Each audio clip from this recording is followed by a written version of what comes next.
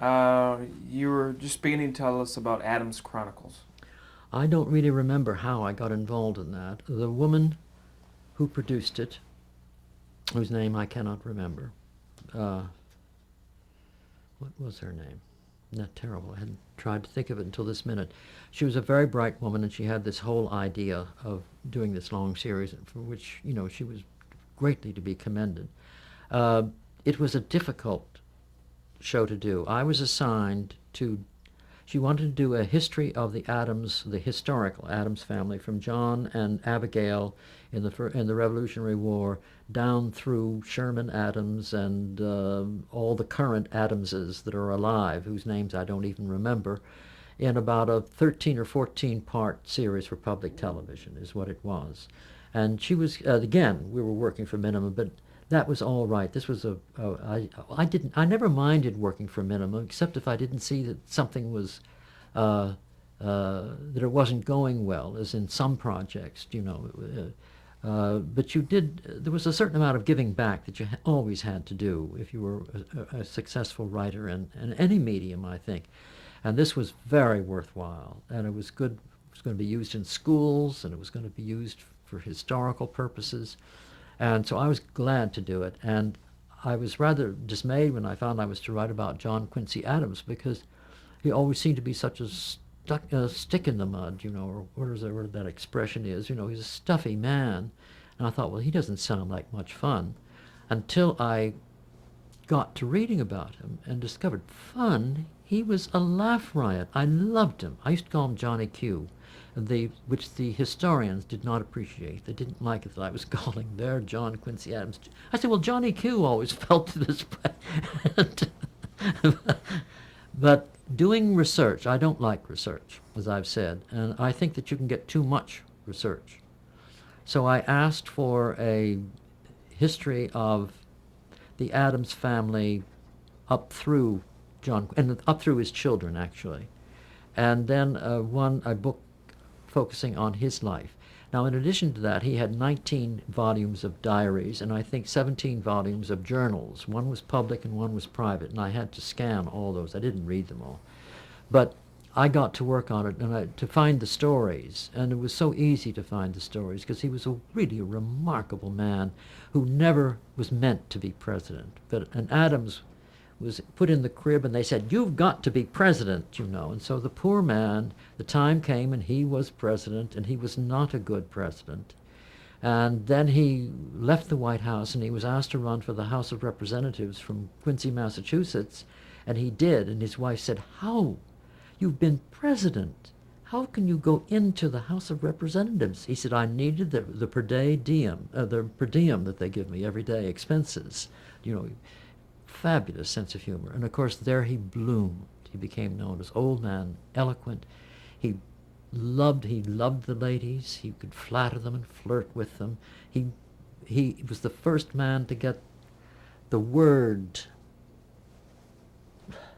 abolition spoken on the House of Representatives floor. You could not say the word. He got it said, and again and again and again. He was a marvelous man. I don't think I've enjoyed any scripts that I did as much as I enjoyed writing about John Quincy Adams, whom they told me was a bore. And so dramatic, and the events of his life, and his equanimity, and his dealing with them fairly, and his quirks, and lovely incidents which I couldn't use, such as he loved to go skinny dipping when he was in the White House and in the Potomac. And one day there was a young woman who wanted to interview him for a newspaper, and she came and sat in his clothes, and wouldn't get up until he gave her an interview, and he was naked in the water, so he had to give her this. Well, now this is a fun fellow to have around, I think. I loved him, and I loved doing the project. And if the problem was with the project that I was 9 and 10, I believe, out of 13 or 14, and we were all writing at the same time, and I had no idea what went into the scripts before me. So ordinarily, you could rely on, I came into his life when he was 30 or 40, something like that. Well, he was married with children when I came into it, my episode. And you would assume that the episodes before would have explained his marriage and this, that, and the other thing. But I decided I was not going to trust that at all. So I put it all in. I put everything in. Thank heaven I did, because nothing had been explained about him. She couldn't make up her mind how the series was going to be presented. First, it was going to be John Adams looking forward, and he'd be the voice-over, because you needed a voice-over with all the historical data that had to be dispensed. Then it was going to be Sherman Adams looking back, and then it was going to be Walter Cronkite, looking at it from Martha's Vineyard, I guess. And then it was going to be this, and she couldn't make up her mind. And I thought, well, I'm going to write mine so that you don't need a voiceover at all. And I did. And I think they're two of the best, because they were complete in themselves. And they did put some voiceover because there were a few things that I didn't get in, which they thought should have been in. But all the essential facts were there and were made part of the story.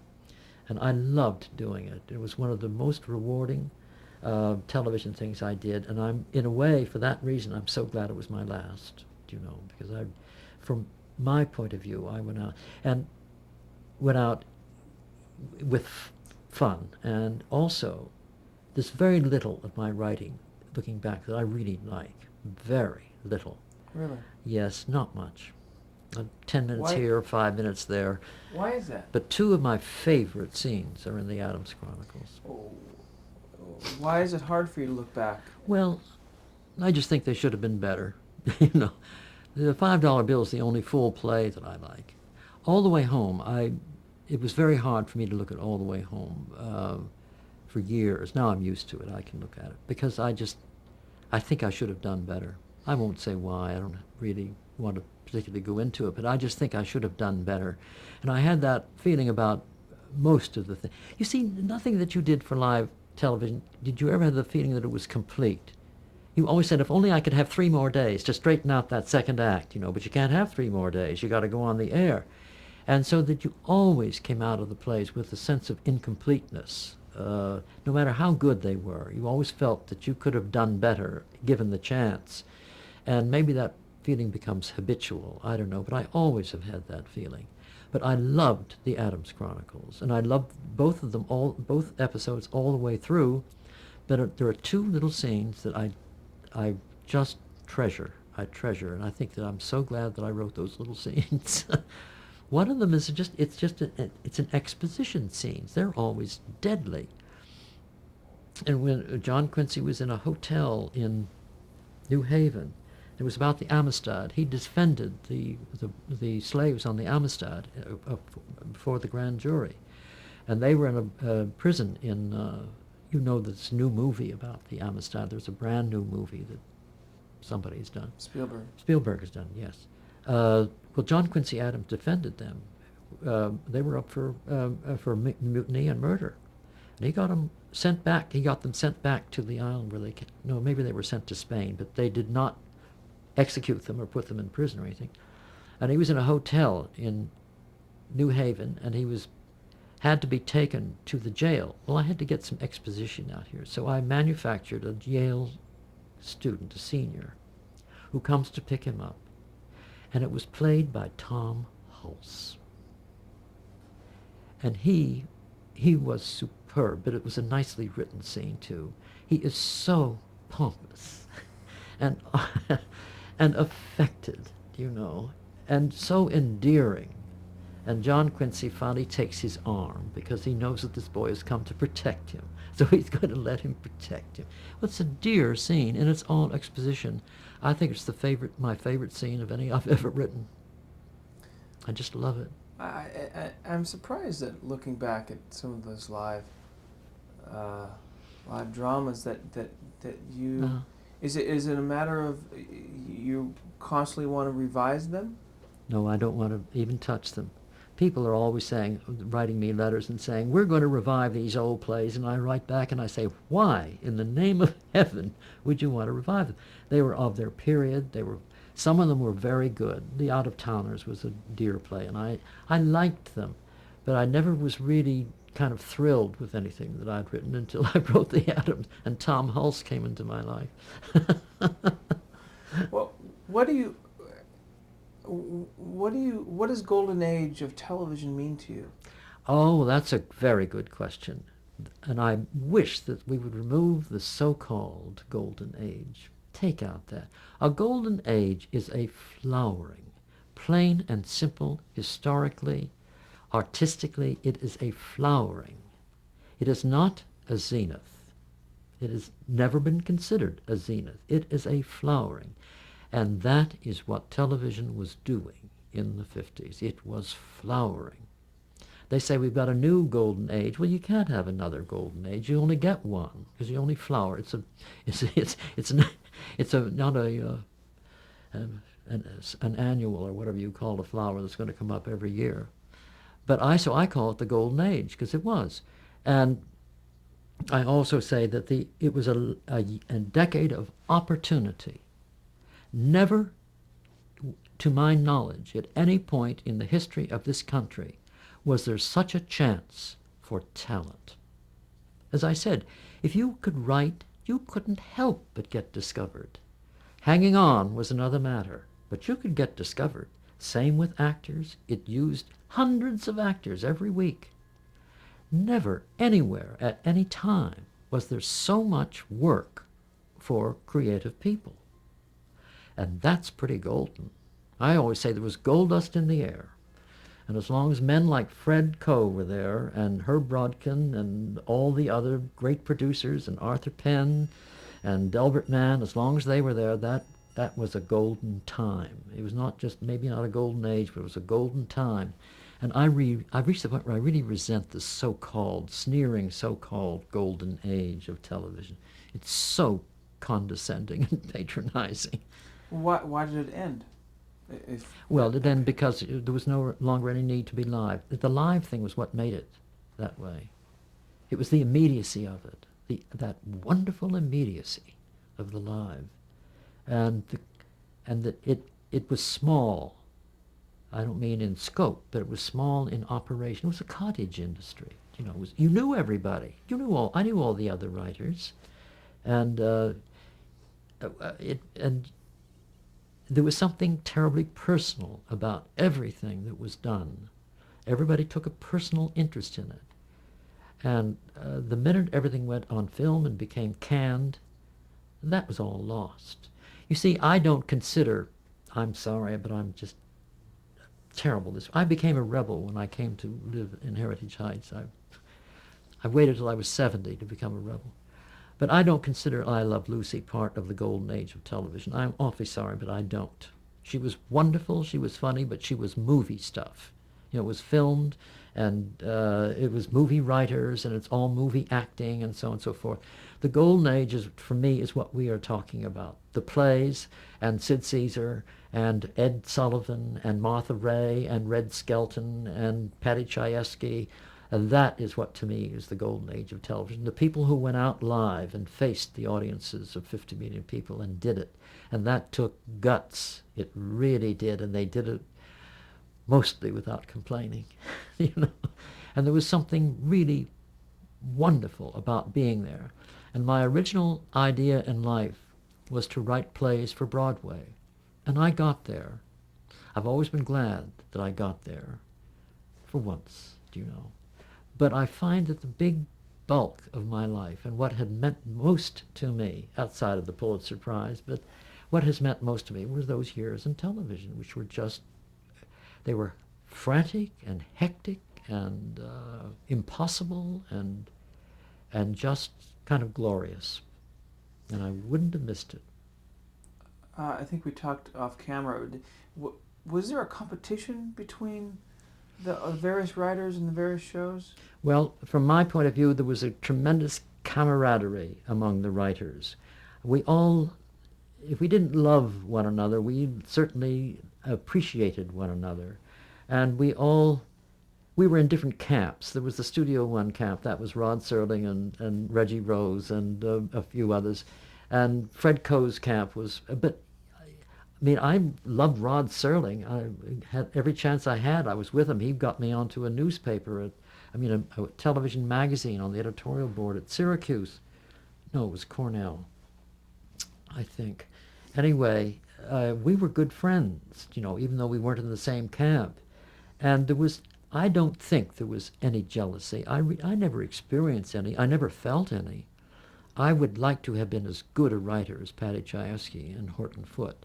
And, uh, and I tried. They were a goal for me. My fellow workers were the idols as far as I was concerned. I would look at a Horton Foote play and I would just die, think, how could he write that beautiful play? And Kim would be just stunning in it, and Joanne Woodward would be in it, and all those wonderful people. Uh, But as you say, the Horton Foote, I'm sure, admired your work, and it was. well, he was always very kind, always. Yeah. We were always very kind to each other, always. Fred tried to get us together into an organization once. He was going to call it Playwrights 56, and we were going to produce plays on Broadway. We were going to produce movies. We were going to produce television shows. We were going to do everything. We were going to write them, and we were going to produce them as a producing unit. It was kind of the same idea that the Playwrights Company and the theater had, with Sidney Howard and Robert Sherwood and Elmer Rice and so on and so forth. And he got us together for a couple of meetings. But that was a whole different kind of a thing. He was asking writers to pitch their lot together when our talents were very diverse. Some of us could write very fast, some had to write very slow, some could write big, others could write small, and to put them all together into a business, which is what it was going to be, where that the successful productions of movies and plays would pay for the failures, and that the people who wrote fast would subsidize the people who wrote slow. That was too hard to take. That didn't work. And there was disagreement, and it never got out of the talking stage, except that Life magazine did a whole piece on it with pictures of us all in front of scenes from our plays. And they kind of made an announcement about it, which it never came to fruition. But there were even some bad words that went on at those meetings among writers, which was not pleasant to hear. And but that was an unnatural situation, and it couldn't work. There was no way it could work. I don't even think it worked with the Playwrights Company and the theater eventually. Then would you say that the live dramas, the Golden Age area, what represents the best of television? Oh, no, I think there's been a lot of television since then that's better. Do you mean in quality? In quality. Oh, I think there are wonderful things on television. What are some of the shows that you admire today? Well, there have been, of course you asked me, and now I can't think or of over a the thing. years. But, I mean, just the fact that you can look in, as we did last week, and see the opening night at Carnegie Hall, where Yo-Yo Ma is playing a cello concerto, and see the whole concert from my little living room right here in River City. That's wonderful. And there was nothing like that back in the 50s. And the drama, there have been some incredibly wonderful dramas. Honestly, if you give me a couple of days, I'll think of what they were. But there have been that I have loved and everybody else has loved.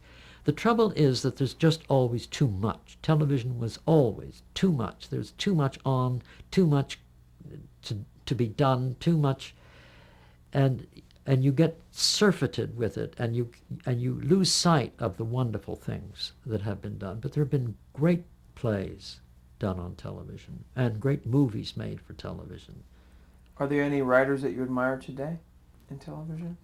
I don't keep track of them, so I can't, because they're all new to me. I don't know who they are. In the theater, I have some favorite writers. I'm a great fan of David Mamet's in theater. I think those plays, only David Mamet could raise the art of obscene language to the high caliber art that he has raised it to, and have it mean something, and be communicative. But I think he puts plays together. Not the way I put them together. They're nothing like the things that I wrote. But in his way is just as, it's more stunning, because he really knocks you on. I mean, I can't look at Oleana again. I really can't. It's too hard for me to look at that play or movie. Who else? Oh, Tom Stoppard, of course, and the British writers I love. Dennis, the great television writer from, what was his name, Dennis? Forgotten. The Singing Detective. You know who I mean. Well, he was a wonderful writer. There's really been marvelous stuff on television. And I think people are selling it short when they say that there's no good on television. I think even today, well, I've just mentioned, live from Carnegie Hall. But how do you envision television in the future? I can't. When we were in the live period, we thought, well, this television, even then it was getting too commercial and too crass, you know. And we thought, well, the answer is cable, because that will not be commercial. Ha, ha, ha. Cable's more commercial than the networks are. If I may say so, even public television is now commercial. They have commercials, 6 commercials for the Jim Lehrer Hour. They just mention them and they tell you what they're doing, but that's a commercial. I don't care what they call it, it's a commercial. And I don't see what the future is. I think that since the whole computer revolution, you know, where I don't understand computers at all, but I think television is going to be replaced by something else. I don't know what it is.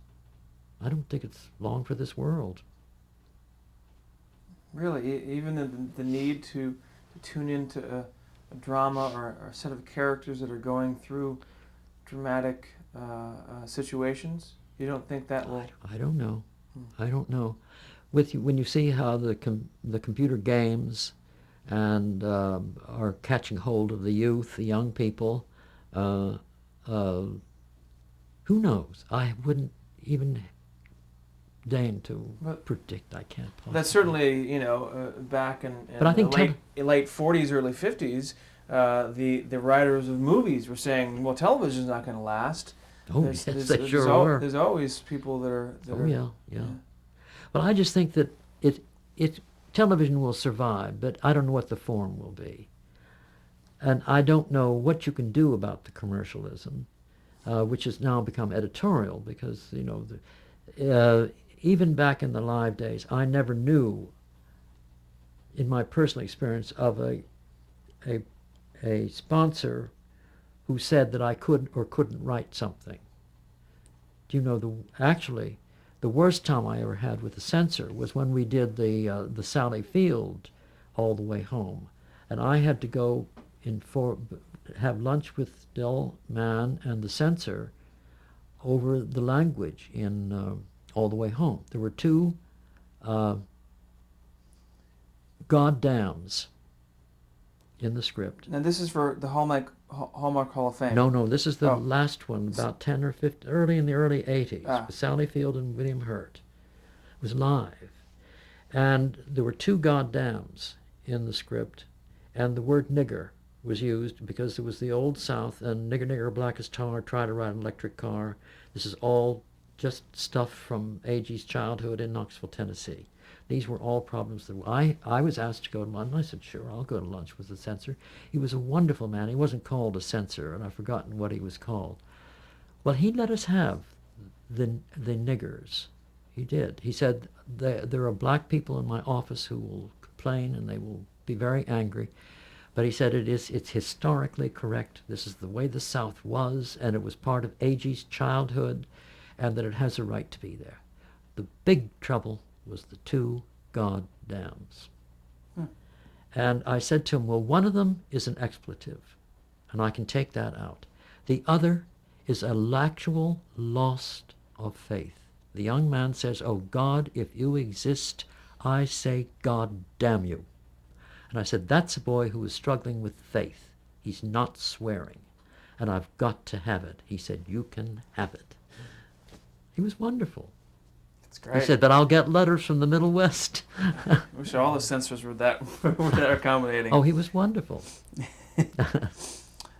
Okay, there are a few names here that I want to mention, and just if you have just a few words, a few thoughts on these people, just whatever comes to mind.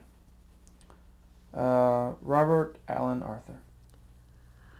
Robert Allen Arthur was the best script editor that I've ever known. He could read a shaky script And in 3 or 4 sentences, he could tell you what to do with it, and he would have solved the whole thing.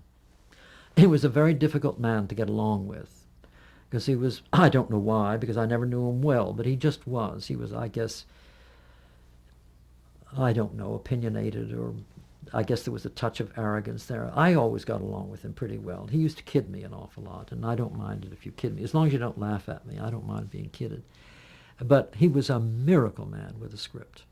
And uh, I liked his shows, but I thought he was better as a story editor than as an actual writer.